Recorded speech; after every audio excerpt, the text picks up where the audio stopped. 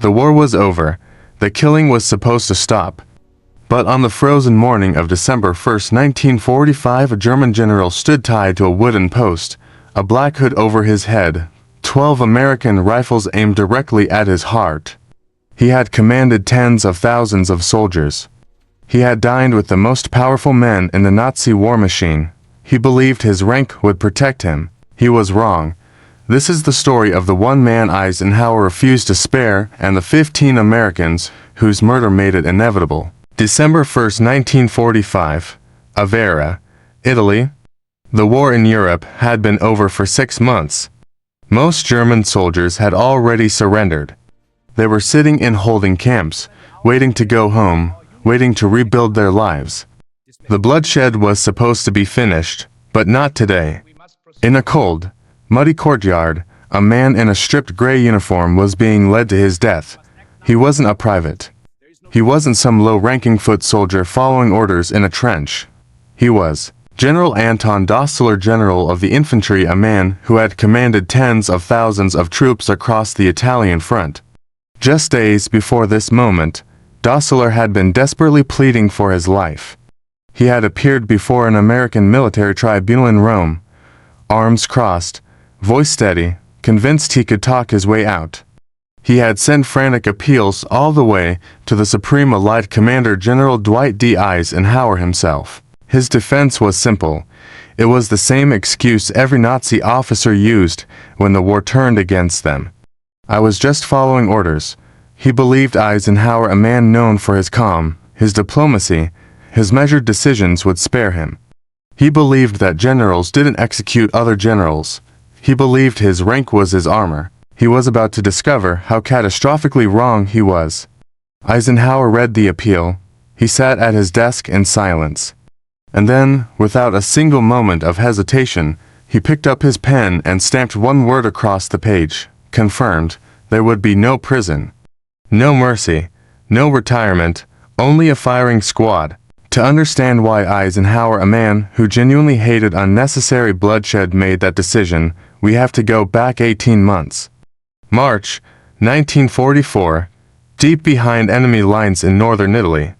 A team of 15 American soldiers was moving through the darkness on a classified mission. This was Operation Ginny 2. These weren't spies. They weren't undercover agents in civilian clothes. They were uniformed soldiers of the United States Army Commandos, sent to destroy a critical railway tunnel and cut off German supply lines. The mission went wrong. The 15 men were captured by Italian fascist forces and handed directly to General Anton Dossler's 75th Army Corps. Under the Geneva Convention, the rules of war that civilized nations agreed to honor, these men were prisoners of war. They had surrendered. They were in uniform. They were entitled to food, shelter, and protection until the war ended. Dossler received a radio order from above, a reference to a secret directive from Adolf Hitler himself. The commando order. It stated that any Allied commandos found behind German lines were to be executed immediately, regardless of their uniform. One of Dossler's own subordinates called him directly. "General, these are American soldiers in uniform. If we shoot them, it is a war crime." Dossler didn't flinch. He wanted to prove his loyalty to the Führer. He slammed his fist on the desk and ordered the execution to proceed. The 15 Americans were lined up against a rocky cliffside near the sea. No trial, no last letters home, just bullets, and a shallow, hidden grave. Dossler went back to his dinner, certain the matter was closed forever. For years, Dwight Eisenhower had been a strategist. He looked at maps. He moved armies like pieces on a board. He viewed German generals as opponents, dangerous. Yes, but opponents nonetheless. That changed in the spring of 1945. As Allied forces pushed deeper into the heart of Germany, they began liberating the concentration camps, Ohrdruf, Buchenwald, Dachau. Eisenhower walked through the gates of Ohrdruf himself. What he saw inside broke something in him. Sheds piled with emaciated corpses, gas chambers. The ash of thousands of innocent human beings. The smell alone was something witnesses said they never forgot for the rest of their lives. Eisenhower stood in the middle of that horror, jaw clenched, face pale, and for a long time, he could not speak. Before that moment, he was fighting to defeat an enemy army. After that moment, he understood he had been fighting against something far darker, pure, organized, bureaucratic evil. And he suddenly understood something else that the entire Nazi machine had been built on. Men exactly like Anton Dossler. Men who turned off their conscience. Men who murdered unarmed prisoners and then calmly shrugged and said, "The Führer ordered it." The excuse of following orders, which had once seemed like a legal gray area, now meant absolutely nothing to him. Eisenhower made a quiet, iron promise to himself. Justice would not be optional. It would not be comfortable, and it would not be negotiable. When Anton Dossler's appeal landed on his desk, Eisenhower didn't call a meeting. He didn't agonize. He wrote one devastating sentence and confirmed the execution. December 1st, 1945, 8 o'clock in the morning. A heavy mist hung over the courtyard in Novara, Italy. The air was bitter cold. General Anton Dossler was led out of his cell for the last time. He was still wearing his gray general's uniform, but every badge, every insignia, every symbol of his rank had been stripped away.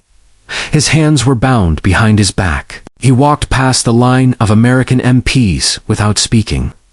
The arrogance was gone. The commanding presence had collapsed. Now he was simply a frightened old man walking toward his own death. He was marched to a wooden post, driven into the muddy ground. 12 American soldiers stood in a line 20 paces away, M1 Garand rifles in their hands. A chaplain said a short prayer.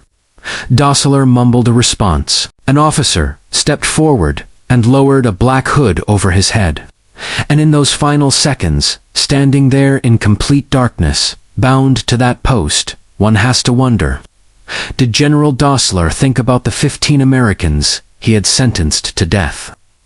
Did he remember the cliff, the shallow grave, the men who never got to write their last letters home? Or was he still telling himself he was innocent? The officer raised his hand. Ready, 12 rifles snapped up. Aim, 12 barrels, locked onto the white target, pinned over his chest. Fire. A single devastating volley cracked through the morning air. General Anton Dossler, the first German general to be executed for war crimes, was dead. The execution of Anton Dossler sent a shockwave through the entire German military hierarchy. Until that morning, many of them had genuinely believed they would escape judgment. They thought the Americans were soft. They thought rank and titles would protect them. They thought the old rules still applied. Eisenhower proved them wrong permanently. His message was simple, and it echoes through history to this day. A uniform is not a license to murder. Rank does not place you above humanity. And when you cross that line, when you slaughter unarmed prisoners and bury them in shallow graves and go back to your dinner, there is no order, no rank, and no excuse that will save you. Eisenhower was a man of peace. But he understood something that too many leaders forget, that real peace is built on justice. And sometimes, justice has a very cold face. What do you think, was Eisenhower right to deny mercy? Or should he have shown leniency? Drop your thoughts in the comments.